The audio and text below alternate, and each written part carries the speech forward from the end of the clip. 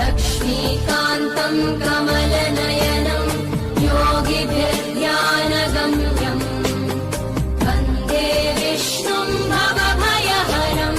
सर्वलोकैकनाथम् शान्ताकारं भुजगशयनं पद्मनाभं सुरेशम् विश्वाधारं गगनसदृशं